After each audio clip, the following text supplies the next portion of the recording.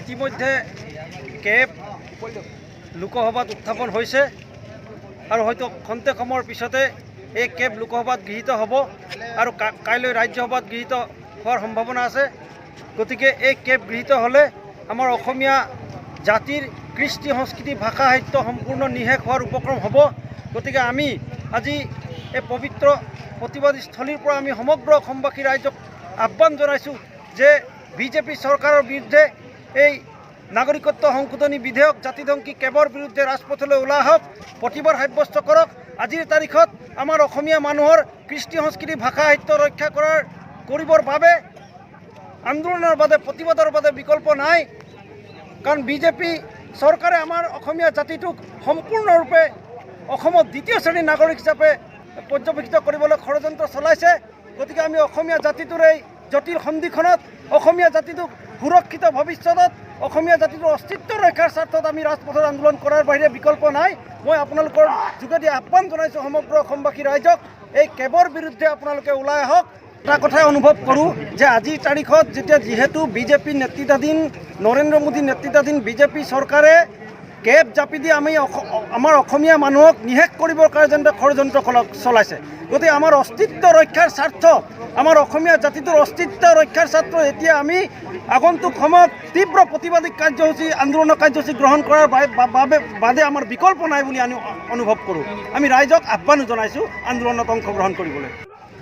সৰু অসম ছাত্ৰ সন্থাৰ আহ্বানত আজি মৰাণসী ছাত্ৰ সন্থায়ত মৰাণনগৰ মাজমজিয়াত আমি নৰেন্দ্ৰ মোদী, অমিত শ্বাহ, সৰ্বানন্দ সোণোৱাল আৰু হিমন্ত বিশ্ব শৰ্মাৰ প্ৰতিমূৰ্তি দাহ কৰিছোঁ।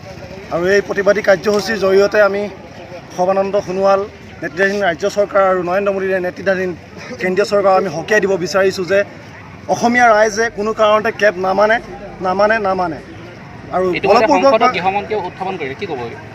সংসদত গৃহমন্ত্ৰীয়ে তেওঁলোকৰ সংখ্যা আছে কাৰণে তেওঁলোকে চেষ্টা কৰিব পাৰে, কিন্তু অসমীয়া ৰাইজে কোনো কাৰণতে কেব নামানে তাৰ বিৰোধিতা কৰি যাব। আমি গণতান্ত্ৰিকভাৱে ইয়াৰ বিৰোধিতা কৰি আহিছোঁ। বিগত দিনত অনাগত দিনত আমি বিৰোধিতা কৰি যাম। কোনো কাৰণতে অসমীয়া ৰাইজে কেব আমি নামানো।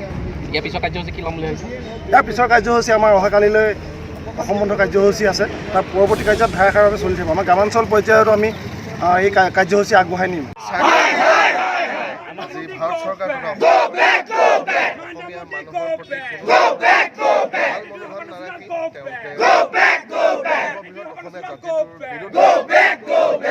যি প্ৰক্ৰিয়া আৰম্ভ কৰিছে সেই প্ৰক্ৰিয়াটোক তীব্ৰভাৱে গৰিহণা দিছোঁ আমি। আজি মৰাণত সদল বলে অসমীয়া ৰাইজ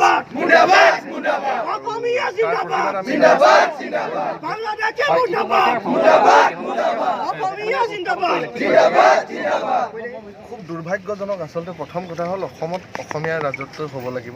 প্ৰথম কথাটোৱেই হ'ল সেইটো মাতৃভাষা আৰু মাতৃভূমিয়ে মোৰ কাৰণে আৰু আমাৰ সকলোৰে কাৰণে প্ৰধান।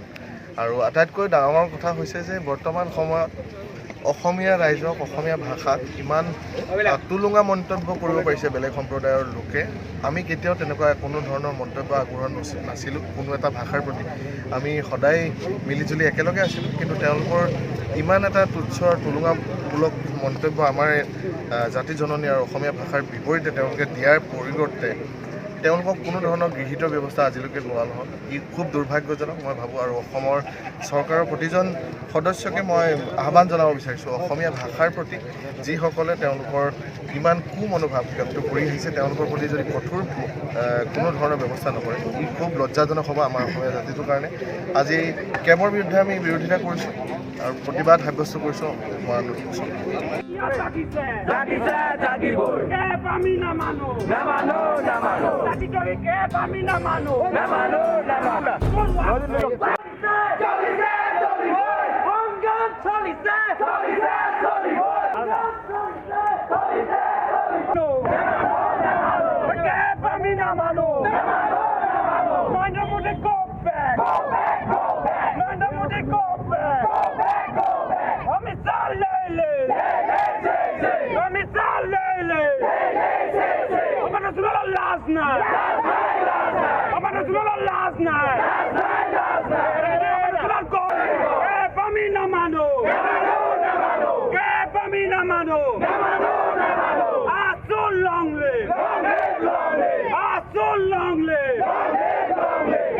Jagannath Zindabad.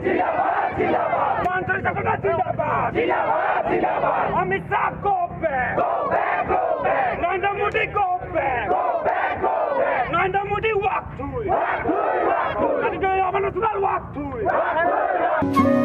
it.